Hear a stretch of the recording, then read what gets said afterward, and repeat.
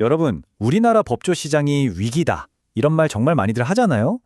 보통은, 변호사가 너무 많아져서 그래. 이렇게 생각하시죠? 근데 만약에 그 진단이 아예 틀렸다면요? 지금부터 우리가 당연하게 생각했던 바로 그 통념에 아주 제대로 도전하는 흥미로운 시각을 한번 따라가 볼까 합니다.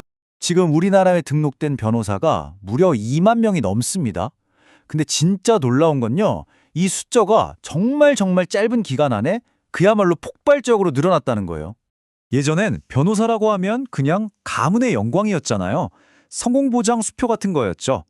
그런데 지금은요, 파산 신청하는 변호사까지 나올 정도로 생존을 걱정해야 하는 직업이 되어버렸습니다. 아니, 도대체 이 극적인 변화가 어디서부터 시작된 걸까요? 자, 첫 번째 섹션, 바로 법정의 위기입니다. 우선 눈에 보이는 문제부터 한번 짚고 넘어가 보죠. 자, 이 타임라인 한번 보세요. 이거 정말 재밌습니다. 1906년에 변호사가 딱 3명이었대요. 진짜죠? 오랫동안 이렇게 소수 정예로 쭉 유지가 됐어요. 그러다가 2000년대 들어서면서 상황이 확 바뀌더니 로스쿨이 도입된 다음부터는 이건 뭐 거의 수직 상승이죠. 기하급수적으로 폭증해버립니다. 근데 말이죠. 정말로 이 숫자가 문제의 전부일까요? 자, 두 번째 섹션입니다. 잘못된 진단. 지금부터 우리가 믿어왔던 이 생각에 한번 제대로 물음표를 던져보겠습니다. 네, 바로 이겁니다. 이게 오늘 이야기의 가장 중요한 질문이에요. 지금 이 법조 시장의 혼란, 이게 정말 단순히 변호사가 너무 많아서 그런 걸까요? 우리 한번 근본부터 다시 생각해 보자고요. 여기서 관점이 180도 뒤집어집니다. 변호사가 왜 많아졌냐? 범죄자가 늘어서? 아니라는 거죠.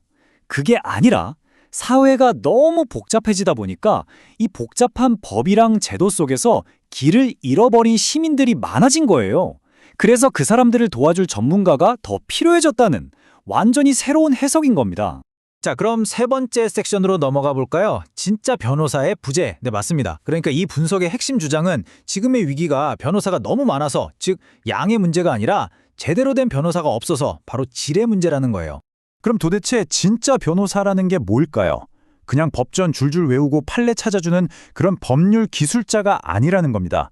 사람을 이해하고 우리 사회를 깊이 있게 들여다보고, 그래서 문제의 뿌리를 뽑아낼 줄 아는 지혜를 가진 사람, 바로 그런 사람을 말하는 거죠.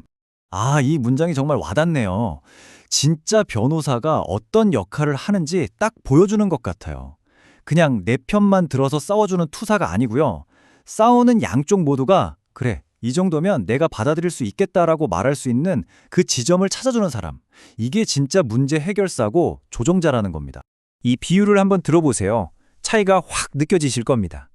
링이 어떻게 생겼는지, 상대가 어떤 사람인지도 모르고 그냥 주먹 휘두르는 법만 배운 복서.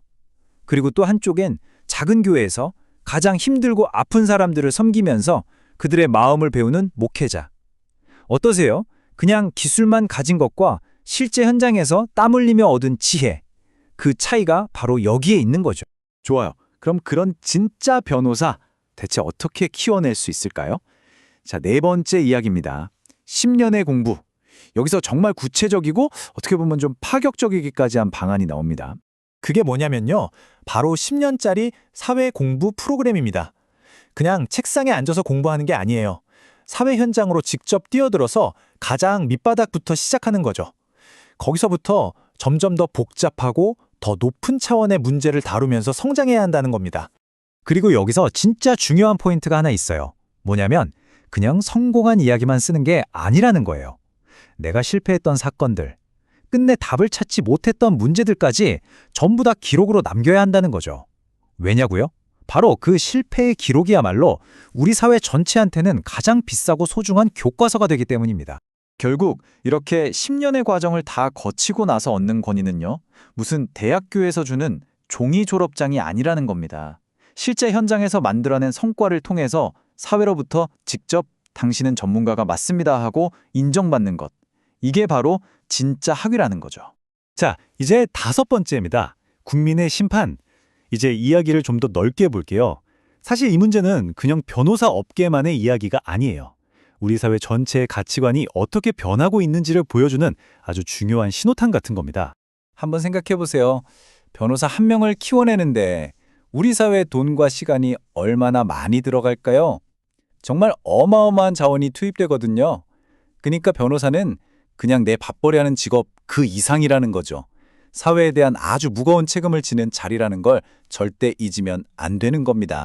바로 이 지점에서 국민의 심판이라는 개념이 나오는 겁니다. 이제 더 이상 어떤 기관에서 이 사람은 전문가입니다 하고 명패를 달아준다고 해서 사람들이 믿어주지 않는다는 거예요. 국민들이 직접 그 사람의 실력을 보고 판단하는 시대가 왔다는 거죠. 실력도 없으면서 권위만 내세우는 건 이제 통하지 않는다. 정말 날카로운 지적이죠. 자, 이제 마지막 6번째 섹션입니다. 더 적게가 아니라 더 깊게 이제 결론을 향해 달려가 보죠. 지금까지의 핵심 메시지를 한번 싹 정리해 보겠습니다. 문제의 핵심, 결국 두 가지였죠. 시장은 혼란스럽고 사람들은 변호사를 믿지 못하고 여기에 대한 잘못된 해법은 뭐였나요? 그냥 변호사 숫자나 줄이자 이거였어요. 하지만 진짜 해법은 완전히 다릅니다. 수를 줄이는 게 중요한 게 아니라 사회를 정말 깊이 이해하고 국민들 앞에서 자기 실력을 똑똑히 증명해 보이는 진짜 전문가를 키워내는 것. 바로 여기에 답이 있다는 겁니다. 그리고 바로 이 분석이 우리에게 보여주는 아주 희망적인 비전입니다. 생각해 보세요. 진짜로 문제를 해결해 줄 수 있는 사람에 대한 수요가 언젠가 꽉 찰 날이 올까요? 절대 그럴 수 없다는 겁니다. 왜냐고요? 우리 인간 사회가 풀어야 할 문제는 앞으로도 영원히 무한하게 생겨날 테니까요. 자, 이제 마지막으로 이 질문을 여러분께 한번 던져보면서 마무리할까 합니다. 오늘 우리가 이야기한 변호사뿐만 아니라 지금 우리 사회에서 단순히 숫자만 늘리는 것보다 진짜 깊이를 갖추는 것이 더 시급한 분야, 그런 직업은 또 뭐가 있을까요? 이건 우리 모두가 함께 고민해봐야 할 숙제인 것 같습니다.